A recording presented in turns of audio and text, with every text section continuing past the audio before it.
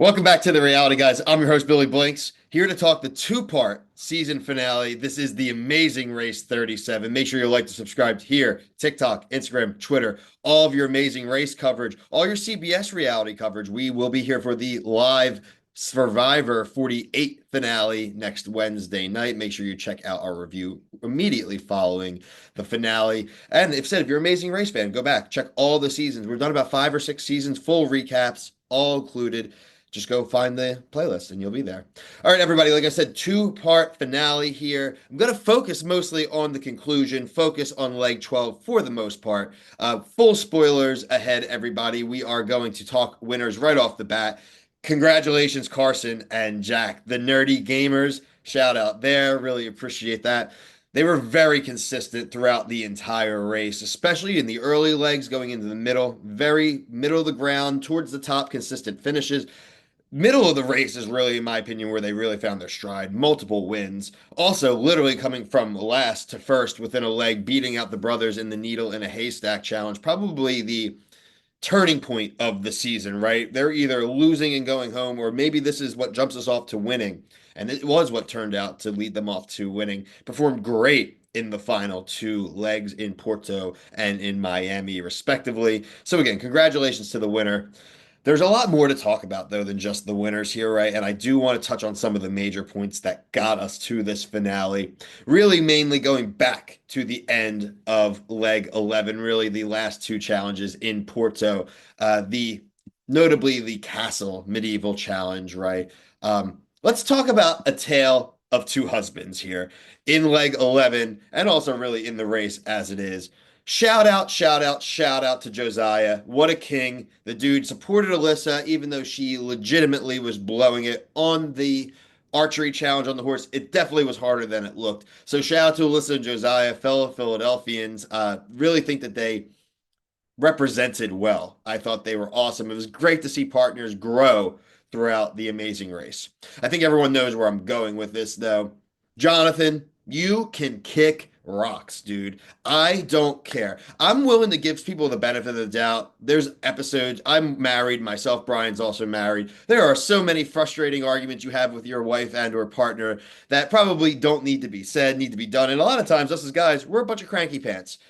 Well, I was willing to give that guy the benefit of the doubt for like one leg, two legs, three legs, four legs, 11 legs we got to at that point. And he is really lost. I'm not going to enjoy this castle. Not fun. Not fun. Loser mentality, dude, honestly. And I think the internet is giving you your due. I honestly hope that this makes you a better man. But like, frankly, the fact that this is like the main thing that's like stuck in my mind from these finales is shame. And frankly, CBS, I'm glad you showed it. But like, I'm wondering, like, if that's what they showed, like, how much more of it was there actually there? Maybe a nugget of chance that they just built it all up, but I don't think that. I bring that up to say that obviously we in the end of the Porto leg, we had the really cool medieval joust challenge. We had the shooting of the bow. It was really cool. And frankly, it was the end of Alyssa and Josiah. Unfortunately, we did get to move on to the next stop there. That was the tile puzzle, the ODD Porto Winehouse. We got left with that cliffhanger, right? Jonathan's thing breaks. We're like, oh my God, he's DQ'd. He's DQ'd. Nope. Just gets to pick up another one, continue. Oh my God, amazing race hat.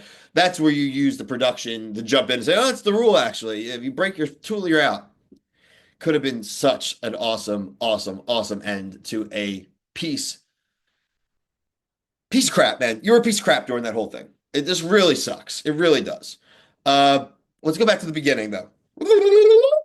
We're back at the beginning here of Porto. Leg 11, four teams remain. We start at the Granaggio, the Villa Marim. It is the wine barrel task. You have to roll the wine barrels up. This is where Jonathan already started to screw up because they were already lost. It took them forever to get to the wine barrel task. And it was the first time all season where I was happy, where I thought it was an inevitability of the team getting eliminated, which got ripped out from under me when we get to part two. We talk about the roadblock archery challenge was the castle of Santa Maria de Fiera. I thought it was awesome. The medieval armor, Jack and Carson getting to take advantage of who performed the roadblock, dude. And they got to that fast forward so fast that they were like, okay, cool. we have a chance here now to actually choose what we want to use. The tile puzzle at the ODP Porto house, 81 tiles. That's crazy. The azulejo, the cool white and blue Portuguese ceramic tile mosaic.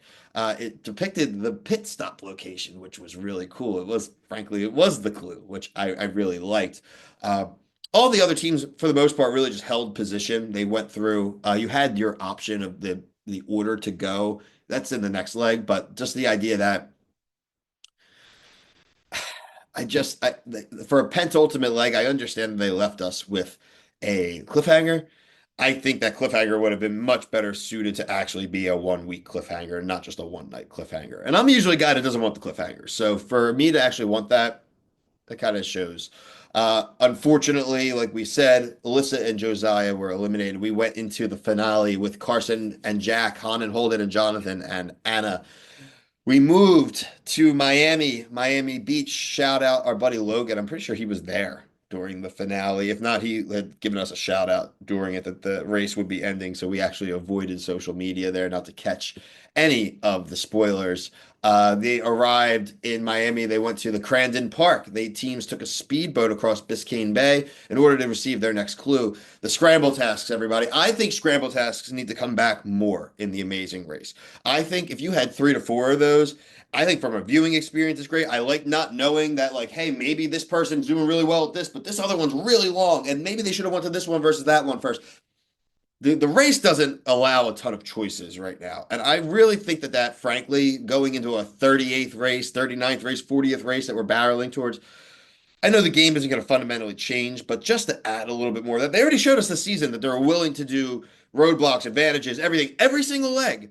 So let's just maybe limit the variety and maybe just do the good ones multiple times.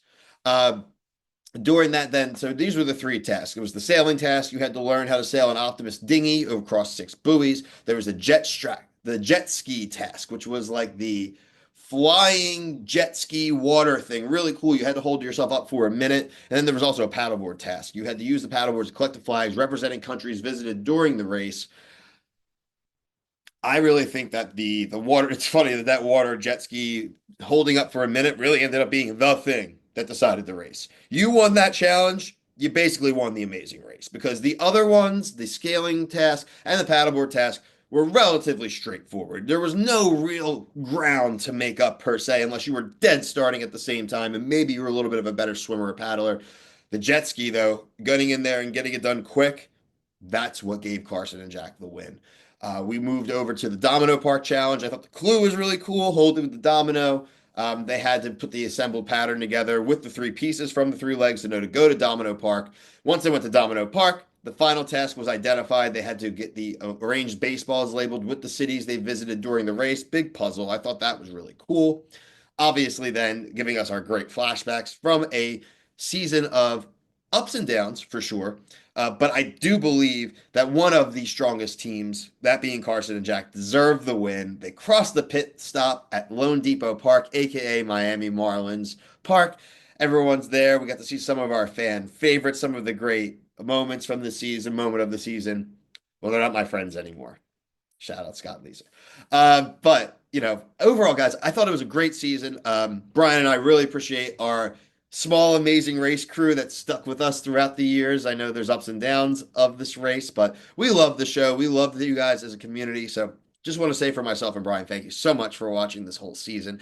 If you're just Amazing Race fans or you're reality TV fans, but you only watch us for Amazing Race, we cover almost anything. Love Island is coming up. Survivor's coming up. We are just finishing up with our kind of spring Bravo show, Summer House finale next week with a 2-part finale incoming. There are other shows like Farmer Wants a Wife, the finale next week we've been covering all season. New show on Fox, The Snake, coming up. We even know somebody on the show, so shout out to our friends. We will be covering every episode there. Probably will do even a season preview. But until next race, for myself, Brian, thank you so much for watching this season. Peace.